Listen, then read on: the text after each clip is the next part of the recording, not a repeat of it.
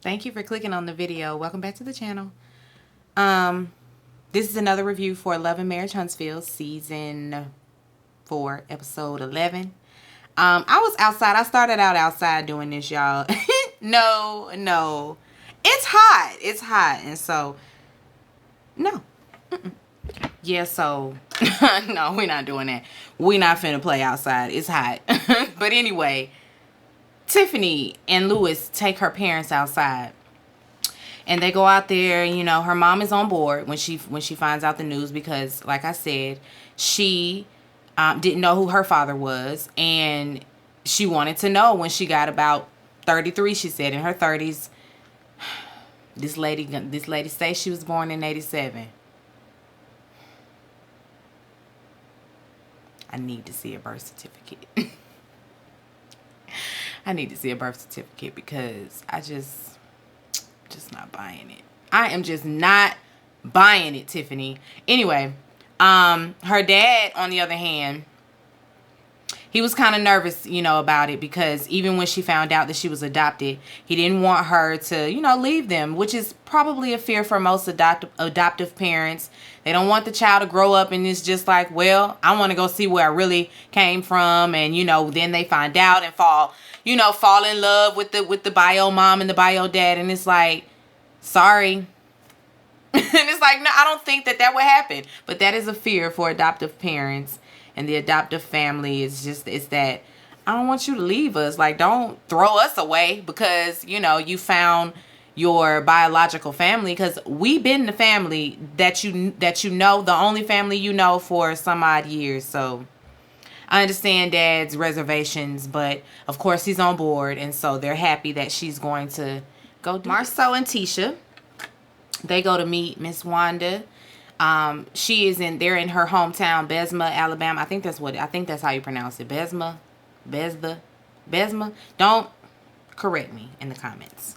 And that's not rhetorical. Please correct me in the comments. God damn. Like, cause I really be having to tell y'all it's not a rhetorical question. I really want to thumb through comments and see a response to my question. Anyway, they are in Tisha's hometown. And Wanda has them, you know, out at a site where she has a food truck, a possible food truck.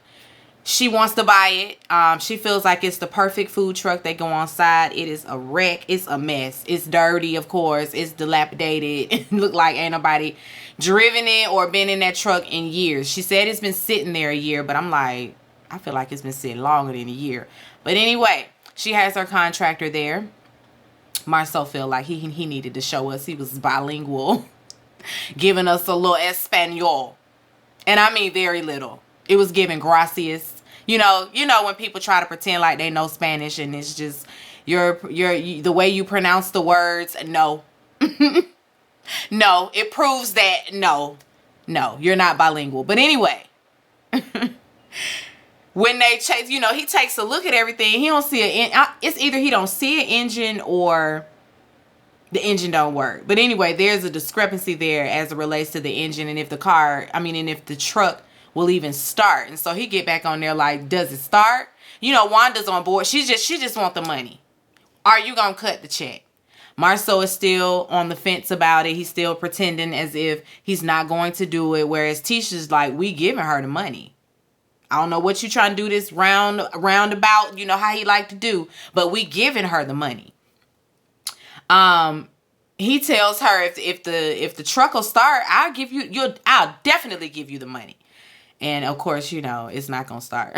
But Wanda, she gets off the truck and lets them, you know, talk a little bit. And again, Tisha's adamant about they will be giving her the money. Marceau is adamant about, well, maybe not. You know, is this even a working trade? It's almost as if we would be throwing our money away because the man said it was gonna cost $40,000 to repair the truck and, you know, and get it up and running. Marceau thinks that giving her $40,000 would be just throwing the money in the trash or like throwing it out the window because he doesn't think that she's going to follow through on this. He doesn't feel like this is going to be lucrative for anybody involved, especially them being investors. Whatever, Marceau. You gonna give that lady that money and you already know it. He already done cut the check. So I don't even know why we're doing this. Because when Marceau, when he's asked, because Tisha asked, are you going to give my mom the money? He flat out says no. Flat out, no. If you're asking me to give her money today, the answer is no. And of course, Tisha was, sitting there looking cheap. Oh, well, girl. Melody and Tiffany are headed to Eutaw. They're in the car driving and, just talking about some things. First, we got to talk. Listen, Tiffany is on this baby topic heavy. Everybody she talked to, she talking about the possibility of having a baby. And it's like, at this point, you're only having this baby conversation with your friends. You and Louis are not on the same page as it relates to having a baby. Melody asked, so what's his perspective on all of this? And she says, well, he feels like I don't have time for him as it is, and bringing a baby into the fold would just, exacerbate that problem. And Mel's like, Mel is jaded. So anytime she has a reason to project her insecurities and fears and what she's been through onto you, she's going to do that. Oh, girl, you better listen to him. Because you already know. Well, I guess when she didn't listen to Martell, we see where it got her. But girl, your situation is not her situation. You cannot continue to project your situation onto everybody, making it seem like this, that's the bottom line for everybody, and that's everybody's gonna end up like you. No. Granted, she should listen to him, because if he is not in the headspace to want a baby, it's not gonna be like when the baby gets here, it's not just gonna automatically click for him that he wants this baby. So it'll only bring about new issues, and so she gonna have to really think about this. Girl, give the baby, give that up. Give that up, okay? And if you really got to have one, go adopt one, or go adopt a child, that is of a certain age where you ain't got to be changing diapers, and where so much of your time won't be spent caring for a small child. She ain't listening, of course. And while she just yapping, she done put Melody to sleep. Melody over there done started nodding off on her because she's just talking too much. But anyway, they arrive in Eutaw, and when they get there, they are going to a library because the school that they were headed to burned down, and so all the records, all of that's gone. So they went to the library to see if they can look through the newspaper for back in 1987. They get there, and Barbara is there. Barbara worked there. Barbara shows them to where they need to be. They start thumbing through everything, looking through stuff. And I don't know why we had Carlos. Did we need the slave music in the back? Did we production? Did we need slavery music rolling in the background? Like, why we doing all that? I don't know why we was doing that. And it was as soon as them people touched down in Eutaw, the music just changed to an old Western, or, an old slave an old slave movie. What we doing that for? Anyway, let me turn this up. I feel like it's dark. Ta-da! Whole time I done talked for all that time in the dark. Anyway. They get there, and they looking through the stuff, and the KKK, and this about the white folks, and that about the black folks, and this is 87, where we have lynchings, and I mean, we're in 2022, and people are still being lynched, so I don't even know why we shocked by things like that happening in 87, but of course we are, because it shouldn't have been happening by the 80s. You would have thought that type of stuff, that we wouldn't be having newspaper clippings talking about the KKK in 87. But they do. There's a guy that's in there, and he starts giving them a little bit of insight into stuff. He knowing that she is the product of a biracial situation. In those times, you very well could have been lynched if they found out that you got that you got a white girl pregnant. And so he tells them that in that time that we were segregated. I want to say this was maybe after 68. He didn't say a year. So it must have been before that. I don't know. But after segregation, it had to be after segregation. And, we started to integrate. They still was like, we don't want them around here with our kids. We're going to go and create another private school called the Warrior Academy, which is no longer a school. But just knowing that there's a possibility that he might not even be alive because they was lynching folks for getting white girls pregnant. And in that time, there were a lot of black people in that area. And which is why the white people tried to move away, still. Them white girls was rolling back through there. Wanting to be around the black boys. When they leave, they go outside and then there's this man standing across the street at a barbershop. And Melody's like, we should go talk to him, shoot. So they run across. She's like, let me unzip my sweater right quick, get some answers. Girl, you ain't got to do all that. Anyway, they roll up on him, Mr. Marcus. He's the barbershop owner. And they ask him, are you from here? He is from the area, born and raised. And so they like, let me show you a picture. I got a picture of my mama. They tell him that she's looking for her biological father. She found her mother. And she shows him the picture. And he's like, oh, yeah, I know her. Yeah, I know her. Becky had a friend. That's probably not her mama name, but you know. Becky had a friend. He can't remember friend name, but the two of them, they rode together. They rode together a lot. And they was always around the black boys, And Melody's just like, well, flat out, did you hear about any lynchings? Like, was any of your friends lynched back in the day for getting a white girl pregnant? He say, no. She's like, yeah, you would have remembered that, right? Okay, thank you for that. So, they got that. They got that much. I don't know if that's a lie, but Tiffany feels like she's made some strides and that, that's a good start. Wanda is getting the whole family together. It's a family reunion. Everybody's getting together to taste all of the items that will be on her food truck. And so she got her little event going on. Everybody, the entire family is there. And at this point, give Tisha a show. Give Tisha a show of her own with the family, because the drama that we got just from these last few minutes of the show.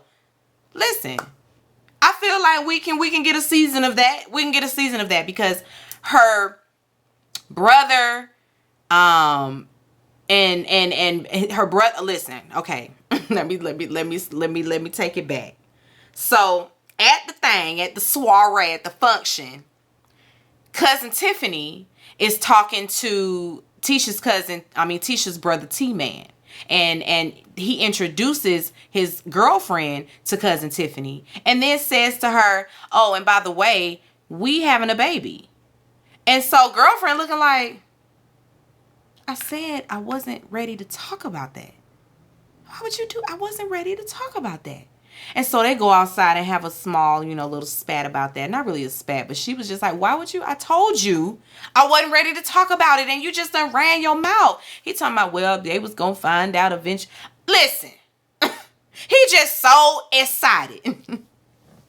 in Tisha's voice. He's so excited. But anyway, back inside, Marceau gets approached by Cousin Bernard and the rest of the cousins. They they corner him. Cousin Bernard don't see it for Marceau. He feel like he a controlling freak. Marceau it's control freak, not controlling freak. He say, you both of them. Both of it. You both of it. And you got too many women. Everybody like, oh. Miss Wanda in the back eating her food because she loves it. Girl, you supposed to be mixing and mingling with your family, talking about the food truck, and you over here in the mess. All in the mixed. Trying to see what you can see, because you done stirred the pot. You the one sent him over there. You sent them folk around there to mess with Marceau. And y'all corner him every time at every function. Y'all cornering Marceau in a corner and trying to get him to admit to cheating or not cheating, Because their whole thing is, and which is everybody's whole thing, listen, can you just say yes or no? And he's like, if I was cheating, wouldn't I say no? And they like, probably. He's like, so what difference does it make? The difference is your wife wants a definitive answer when she's asking you, is this your bike? You supposed to say, no, absolutely not. That is not my back. I was not there. That's what you say. You don't skirt around with your riddles. Riddle me this, riddle me that. Who's afraid of the big black cat? No, Marcel, we don't want to do that with you. We don't want to play that game with you. Yes or no. That's what the cousin's saying. That's what cousin Bernard is saying. Wanda done sicked her family on that man, and they wasn't finna let up because they don't want to hear that. Okay, then we got Tisha and her cousin Tiffany sitting off to the side, and cousin Tiffany says she going through a divorce, you know. So Tisha got to be the doting cousin, you know. She love on her a little bit, you know. I got your back. We come from a long line of strong women. I got you, girl. Don't you ever think you alone in this. I got your back.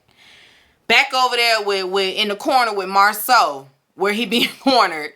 You know, I guess Tisha realizes that she go over there and, you know, stands in between her family with her man. You know, she's standing with her man. Although she not saying nothing, she not stopping them. Because they are laying it on thick. You know, they're not playing. They're not playing with Marceau when it comes to Tisha. And he still ain't flat out answering nothing, you know, because Marceau's whole thing is he don't owe nobody that. He don't owe nobody that. He don't care what people think. As long as Tisha believes what he's saying, that's all that really matters. It don't matter. He don't have to give them people a yes, a no, or a nothing. Because he not married to them. He married to Tisha. Okay, you keep saying that, and yet you keep leaving your wife out here looking crazy. And that's the problem, Marceau. That's the problem. I forgot to tell y'all, Tisha and T-Mac talk. And he tells Tisha as well that he's expecting, and she's like, no. Because he ain't even through with his divorce. He married. And going through a divorce, it ain't finalized, and he done already got somebody else pregnant. It's a mess. At this point, is he a little slow? Because he's seeming a little bit like he's behind academically. You know? I don't know. I don't know about T-Mac, but he seemed like he's a little off. Because he gonna tell Wanda too. I done told Tisha about the baby, and now everybody know. No, nigga, everybody know because you running around telling everybody. Now everybody knows. Like, doggone, I told her, and now no, you keep telling everybody, and you are excited. And the girl, they just found out like 2 days prior. He said they found out on a Saturday. I don't know what day it was then, but I'm assuming it was you know, maybe a week had passed. I don't know, but you ain't supposed to be telling people this soon. He's just excited. He is excited about this new baby. But Miss Wanda say, I'm not taking care of nobody else's kids. I'm not doing it. And so you better handle your business. Because she ain't raising no babies. She not doing it. She's not doing it. They go, everybody sits down at the table. And, you know, they're eating. Cuz Bernard is still giving Marceau hell. He's still on that ass. And this time it's about being a cheapskate and not, you know, wanting to give Wanda the money, but he need to go on and fork it over. While they're talking, here come Kiki and I guess her husband or her man. They come strolling in, and, you know, she sit down, and to be continued, because I'm sure it's about to go down. It's about to go down. I don't know why they would show us the altercation that happens after the fact. Why they always do. Bravo always doing that. Showing us one thing over and over and over again. Doesn't happen for 3, 4, 5 episodes, and then we finally get what y'all been showing us for the past 3, 4 weeks. This 11 episodes we've been seeing this. And we still didn't get it. We're going to get it next week, and we better. At the top of the episode, I want to see Tisha and Kiki having this back and forth. Anyway, be sure to rate, comment, and subscribe to the channel. It's Call Me Busby, and I'll chat with you later. Peace and light.